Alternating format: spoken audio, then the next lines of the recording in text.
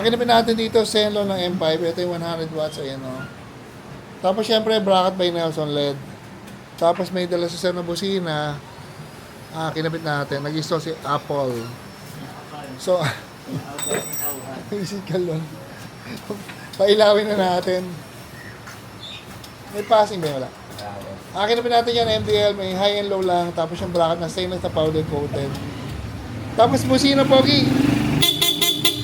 Yung busina na sir, parang this horn na maliit na. Siyempre, pag kami gumawa niya, no, cutting nose spikes, no, electrical tape. Pakita natin dito, Zenlo na M5 100 watts, saka... X3.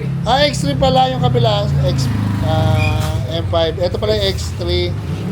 So, may bracket na tayo na X3 nito sa tipos. Ayun, available na tipos bracket, pang X3, saka... Yung horn pala nito, PIAA. Tapos, request ng customer natin, yung 3-way switch, ito, on off lang. So mangyayari niyan, on sa taas, on sa baba. Pag naka-on, sumasabay na rito. Natin dito, ba ginawa dyan? Ano ba? Palit bracket tsaka busina. Yung mga dati naming bracket na napakatagal na bago pa mag-pandemic, ito yung mga dati mga flat bar lang, ayan o. Dati mga flat bar lang ginagamit namin. Pati sa busina, ayan o. So, na-improve na sa tagal ng panahon. So, ginagamit na natin yung mga fabricated na bracket, mga round bar, ayan o. Tapos yung yung LED bracket, heavy duty, nakaturn yan sa chassis. Ayan, si sir, malayo pa, dumayo pa rito. Tapos, nilagyan natin ng passing.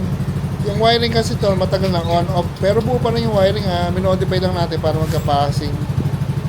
Busina, Pogi, busina ulit.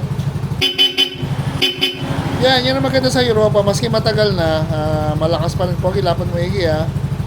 Tapos yung bracket natin, napakatibay. Wala pang basag ka na, sir, sa bracket. Ano naman. So, yan, dana tayo rito. Yung dating harness, minodify lang, hindi siya nasisira kasi gawa rin namin yan, eh. So, okay pa din. Sir, pwede ka sa video, sir. Yan, pakita natin si sir. Taga saan ka po, sir? Ano? Manila. Saan po sa Manila, sir? Kapitan. Ayun, si sir, taga Dapita ba? Taga Sampalo ko pala, sir. Ano sinadya mo, sir? Dito lang talaga, sir. Dito lang. Layo nyo, sir, Para ano? Same pa rin yung gagawa. Oo nga, Kasi sir. maganda yung quality. Ay, thank you very much, sir. Na-improve na po yung mga bracket namin ng ilaw sa busina. Di ba na? Kaya nag-avail ako para iba naman yung bracket. Pero matagal na rin yan, sir. Okay pa rin po, ano? Yung busina lang nagka-problema. Busina lang. Kasi nahulog kasi yung bracket. Nahulog. Kasi Katagalan. sobrang bilis. Hindi ko alam na nahulog.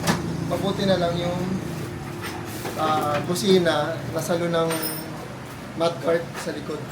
Buti, sir. Hindi umipis, sir, no? Oo. Ano nga po name mo, sir? Alfred. Sir Alfred, taga Sampaloc. Sampaloc. Ay, Sampaloc. Baka may shoutout ka, Sir Alfred, sir.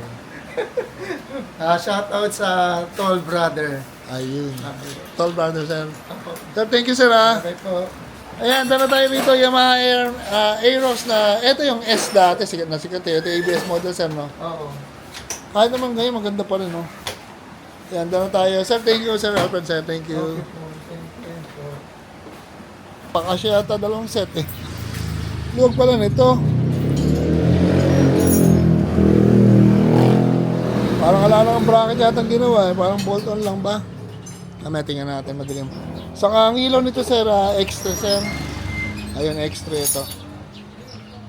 Ayun, oh. Taga saan mo ba si sir? Dati ng customer, sir? Ngayon lang. Ngayon lang, pero nagsasama na ako dito nung kasama sa trabaho, kaya lang ako hindi nakakapagpagawa. Ayun, so si sir pa napupunta rito para first time magkapagawa. Ayan, Lexi. Ang daming Lexi ngayon, no? Taga ano rin ako, taga UPPC, yung paper mill dito sa... Maraming suki doon, sir. Mga kasama ko. Hindi nagbabalikan yun, sir. Okay, mga okay naman. Hindi pa nagpuntahan rito, hindi pa nag-upgrade siguro ng motor. Ako nag-ano doon eh, nag-ano sa kanila. Ay, ganun ba, sir? Thank you, sir. Ayun, naka-yun, sir. Naka-ano na, oh. Naka-tag dito, naka-RCB na. Racing ball. Yung sa rito, ito yata yung 100 watts na MDL. Ito, sir, X3. Tapos ito yata Europa din. So, ito loaded to. Zenlo M5 100 watts, saka Mga ba yun? Bosch Europa. So yan, babalikan natin tong mga motor na ito mamaya. Pakita natin yung bracket dito, hindi ko tayo rito. Ito yung bracket na ginawa namin, napakatibay yata yung dual arm din ano. Ano ba kahawig? Baka may malito na naman. Parang hawig nung nung Dito lang, sir. dito na NMAX. Ito, kinalabasan niya mga LEDs. Nakatay yung mga stainless talaga. Ano. So talagang stainless ginagamit namin dito. Maganda pa dyan, ipa-powder coat. Trademark ng bracket namin, mainit ano. Yes, sir. Capsule hole, dual arm, nakatuloy nyo sa chassis. Yan o. 1, 2, 3, 4. Lima yung nakatuloy sa motor, isa sa chassis, kaya siya matibay. Yan, gumagawa siya ng L. At si Epong, ang mga ginagawa na Epong. So yan, yung mga ginagawa natin dito, tatlong Lexi. Tapos natapos yung isang NMAX kanina. Yan mga LEDs. Babalikan natin mamaya pag na-powder coat na at kakabit na yung bracket. Ayan, thank you. Yan, video na natin to. Ito yung Yamaha Lexi. At tinetest na namin yung busina.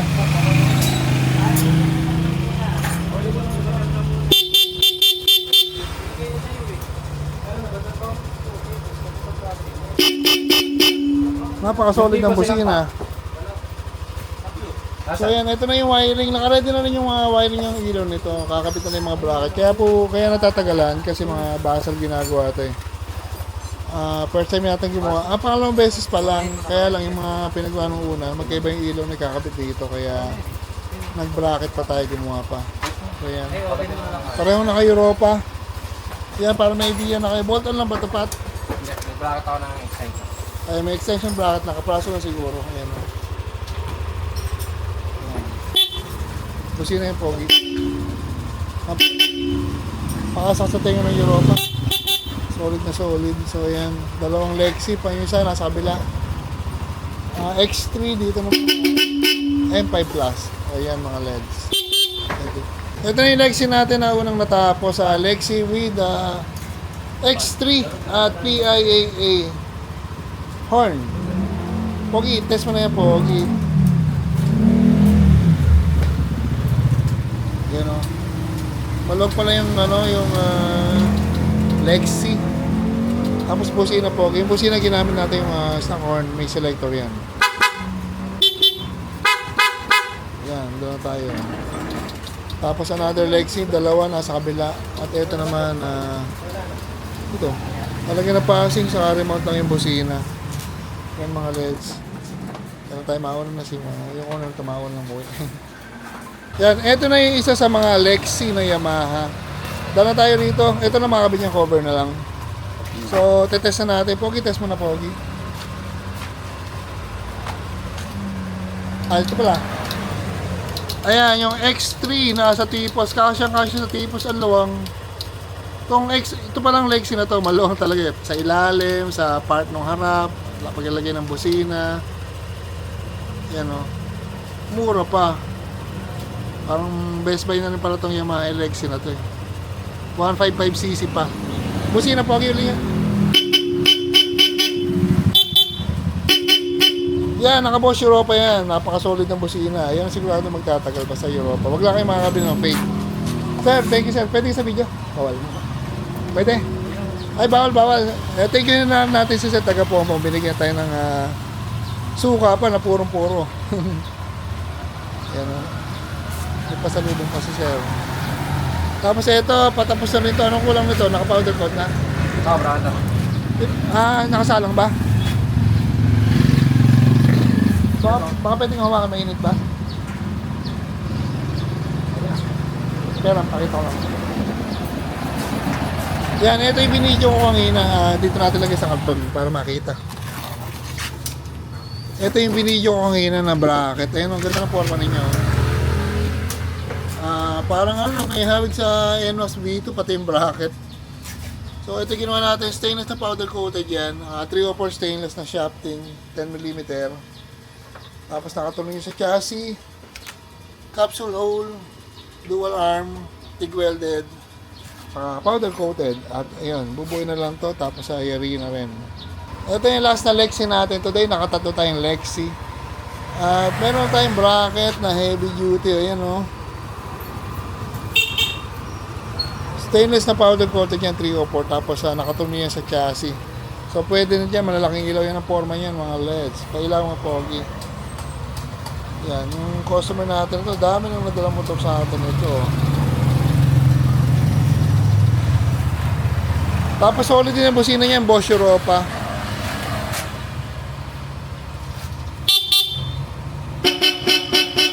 Yun, dami na kasi. Ang RCB, pwede ka sa video, sir? Ayaw. So yan, dala tayo rito. Yung mga may Lexi dyan, nag-join ako sa group ng Lexi at propose natin to sa group yung mga gatong motor. Yan, dala tayo.